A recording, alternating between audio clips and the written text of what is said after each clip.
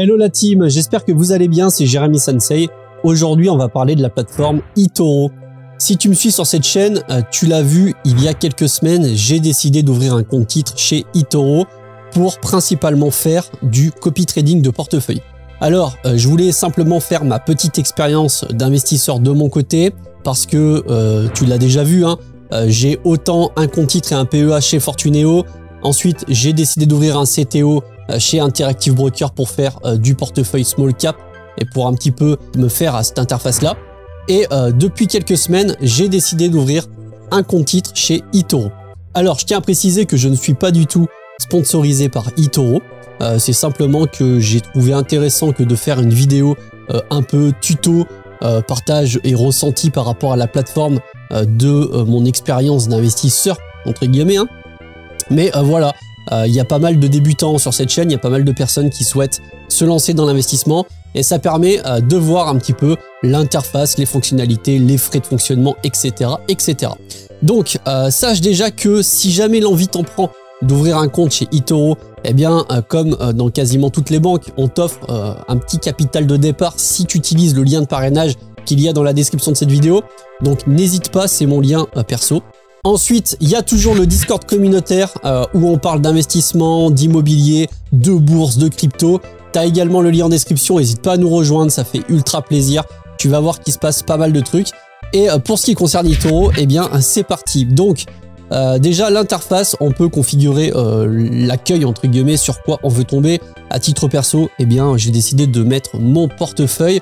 Donc, la première chose, moi, qui me frappe un petit peu à l'œil, c'est le côté ultra simpliste, mais ça fait largement le boulot. On a tout de suite la valeur totale investie en dollars, la valeur en euros, la performance journalière et notamment la valorisation qui bouge comme tu peux le voir en instantané, les liquidités disponibles, bénéfices-pertes du portefeuille.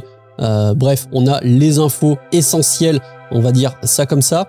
Après, si on veut du détail sur le portefeuille, suffit tout simplement eh bien d'aller dans les statistiques. Donc là, comme tu l'as vu, je viens d'attaquer le portefeuille très récemment. Actuellement, ça me dit qu'en mars, je suis à moins 0,89%. Le portefeuille est constitué principalement de deux choses pour le coup. Alors, Green Bull Invest, c'est voilà, c'est un portefeuille que j'ai décidé de copy trader. Et j'ai également du Solana. Alors, je t'expliquerai un petit peu pourquoi peut-être après. Mais l'essentiel de la vidéo, c'est de bien comprendre le principe de eToro et surtout par rapport à la fonction de copy trading. C'est pour ça que j'ai décidé de faire cette vidéo.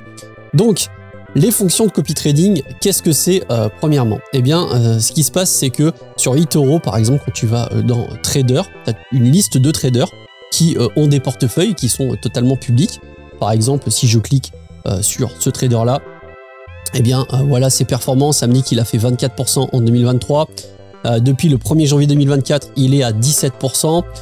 On peut avoir les statistiques mensuelles en fonction des différentes années et on a également la composition et l'allocation du portefeuille en question.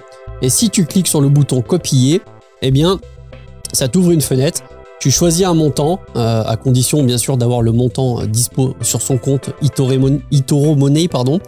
Et à partir du moment où tu fais copier, eh bien ça va te copier l'intégralité de portefeuille avec la mise que tu viens de mettre, de configurer, de paramétrer avec la même pondération de portefeuille. Et ensuite ce qui va se passer, c'est qu'il y a une gestion entre guillemets automatique, c'est-à-dire qu'à chaque fois que celui qui gère le portefeuille que tu copies va faire un mouvement, va vendre, va acheter, bref, va arbitrer, eh bien ça va automatiquement se répercuter sur ton portefeuille à toi. Donc c'est très très pratique. Ça permet d'avoir un truc vraiment totalement passif. Moi par exemple à titre d'info, et ce n'est que pour information, hein, c'est un choix personnel, une décision personnelle. En aucun cas je te fais cette vidéo pour te dire fais comme moi, investis comme moi, etc. Absolument pas, vraiment fais tes devoirs et regarde un petit peu de ton côté les choses. Mais moi voilà, j'ai décidé de copier ce portefeuille là qui est le portefeuille de Green Bull Invest. Si on regarde les statistiques, je vais me remettre dessus. Tac, si on regarde les statistiques par exemple du portefeuille, eh bien ça nous dit que il a fait 21% depuis 2020, 25,7% en 2021, il y a eu une grosse correction, moins 19,7% en 2022, 42,6% en 2023 et depuis le 1er janvier on est à 27%. À savoir que ce portefeuille surperforme le S&P 500 pour l'instant. Donc j'ai trouvé intéressant, tu sais, d'un petit peu diversifier et surtout, comme je te l'ai dit, de tester plusieurs choses.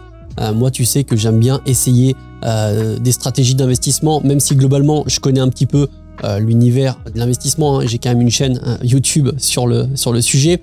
Mais voilà, j'ai trouvé ça intéressant. Ça me permet d'avoir une nouvelle plateforme, de présenter une nouvelle plateforme, etc., etc.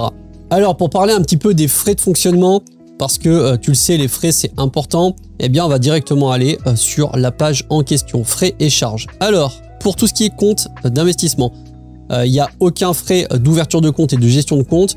Tout ce qui concerne les retraits, c'est 5 $ avec un minimum de 30 $. Donc, tu t'imagines bien que si tu retires 30 $, ça te fait 5 $. On est sur un peu plus de 15% de frais, c'est énorme. Mais voilà, si tu retires 1000 ou 10 000 $, on est sur 0,5 voire 0,05%. Alors, votre compte eToro pour devise le dollar américain, des frais de conversion sont facturés si vous effectuez un dépôt ou un retrait dans une autre devise. Donc, il faut le savoir.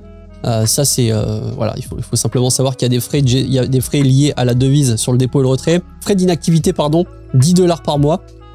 Bon, là, c'est vraiment si tu fais rien. Ensuite, frais au jour le jour gratuits sur tout ce qui va concerner les actions et ETF, commission gratuite, frais de garde gratuits et le Stamp Duty Reserve Tax.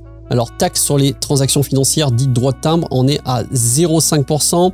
La crypto-monnaie, si ça veut bien se dérouler, eh bien, frais d'achat-vente, on est sur 1%. Donc, c'est un peu plus élevé que sur des exchanges type Binance ou Kraken.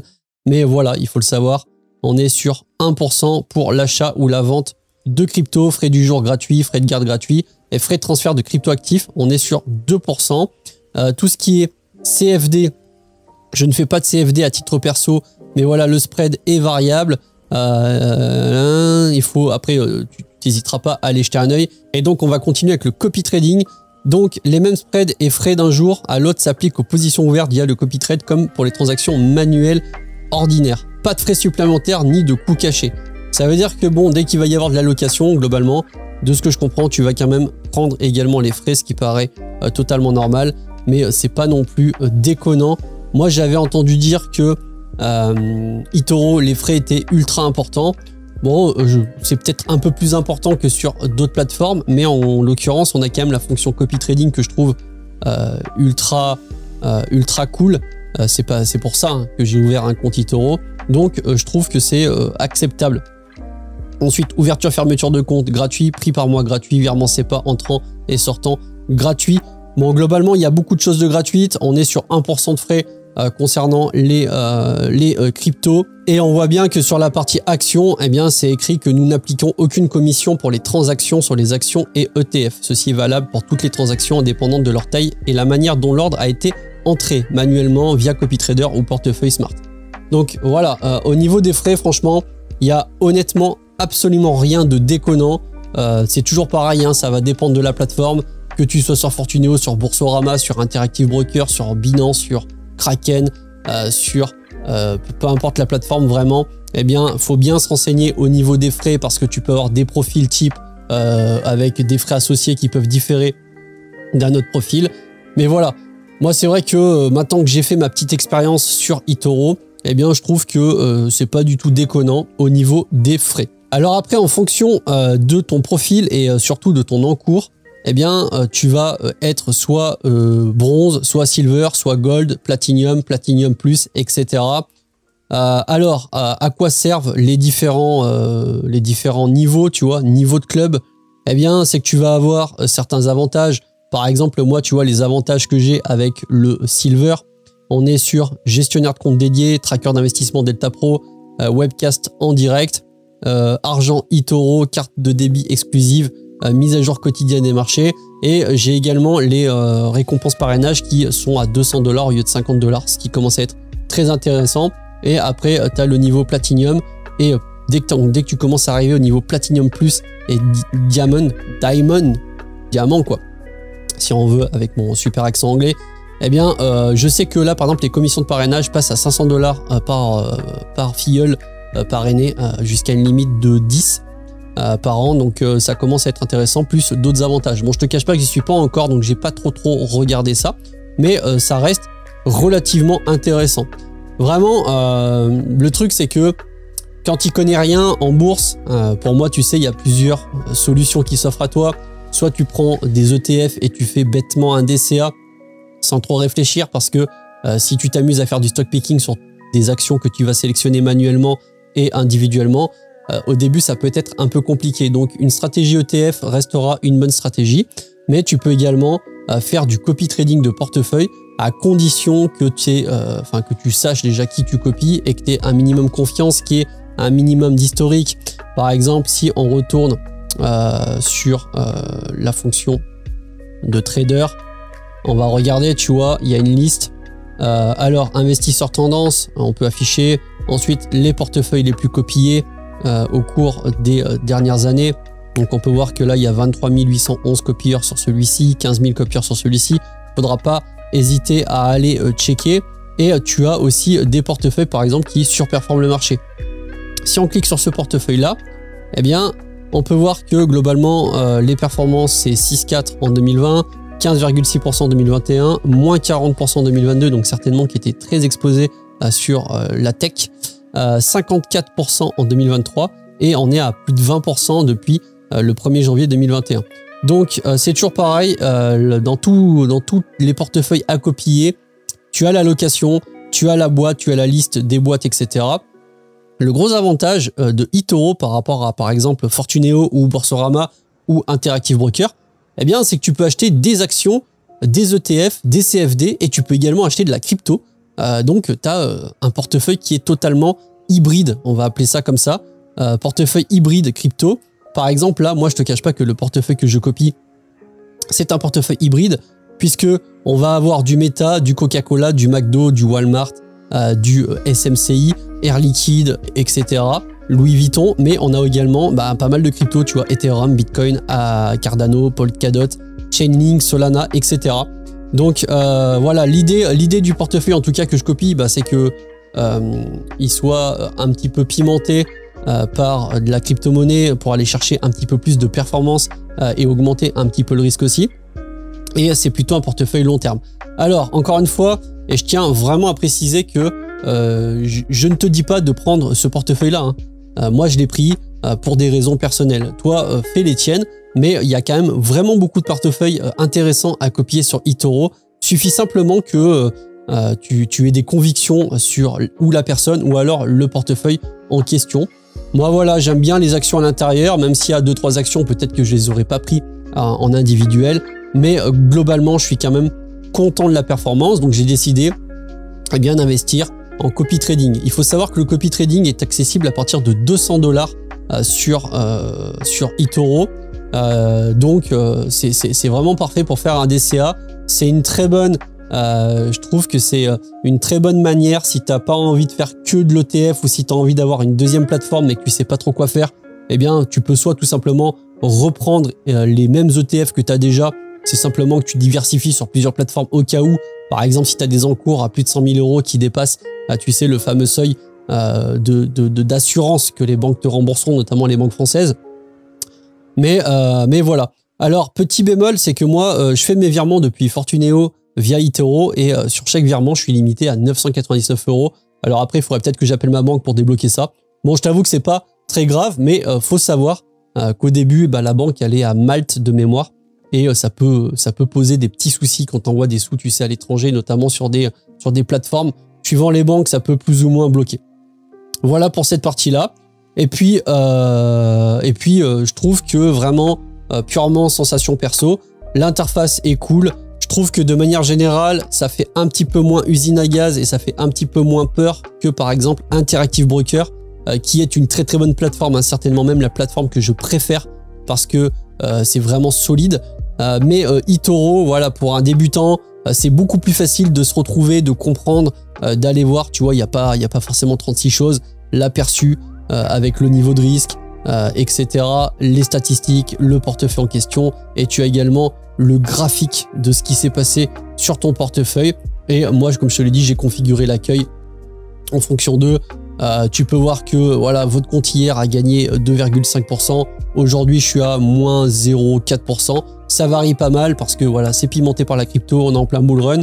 Ça varie pas mal en ce moment parce que je te cache pas que c'est un portefeuille, comme je te l'ai dit, orienté pas mal crypto, et vu qu'on est en plein bull run, eh bien voilà, il y a de la volatilité.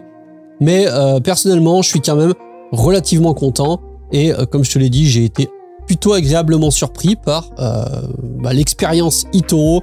Il y a fut un temps, je pensais que eToro c'était un peu un truc borderline, je savais pas trop, j'entendais par-ci par-là que les frais étaient ultra élevés et j'étais vraiment jamais allé regarder par moi-même, et tu sais, j'aime bien expérimenter par moi-même. Je te cache pas que je suis très content d'avoir ce portefeuille en copy trading, et maintenant ça va me permettre de voir de mon côté avec une stratégie sur ETF, principalement Nasdaq, S&P 500, de l'autre un portefeuille purement small cap value où je fais mes choix d'actions individuelles en fonction d'un screener et d'une analyse fondamentale, etc. Vraiment la manière investisseur intelligent, value, l'approche value. Et là un truc totalement bête et méchant, j'appuie sur copier un portefeuille et je croise les doigts entre guillemets pour que les performances continuent à être plutôt bonnes. Et puis voilà, après tu peux sortir du copy trading si tu as envie, il n'y a aucun souci, tu peux clôturer tes positions. Bref, tu as quand même pas mal de choix. Et vraiment, le très très gros point fort, je dirais, de eToro, c'est d'une part l'interface est cool, et surtout le copy trading et le fait d'avoir du portefeuille hybride en crypto et actions ETF. Donc ça, pour moi, c'est le top du top. Je pense que peut-être qu'un jour, la plupart des plateformes le permettront, mais en tout cas, voilà, eToro, ils sont un petit peu précurseurs là-dedans. Allez, si tu as kiffé la vidéo, je te laisse mettre un pouce et t'abonner à la chaîne. J'espère que ça t'a fait plaisir. Si tu as un doute, eh bien, n'hésite pas à passer à l'action. Et encore une fois, voilà, si ça t'intéresse et que tu as envie d'ouvrir un compte, eh bien, tu peux utiliser le lien de parrainage. C'est une façon de me remercier pour la petite vidéo, si ça t'a donné envie de te mettre à l'investissement. Et sur ce, je vais te laisser avec ce guide bourse, toujours le même, mais si tu l'as pas vu, il est quand même intéressant. Tu as pas mal d'infos, infos importantes, et on va dire, c'est le début avant de passer sur des choses plutôt sérieuses. Allez, sur ce, je te souhaite une bonne journée. Je te dis à la prochaine. C'était Jérém. Salut.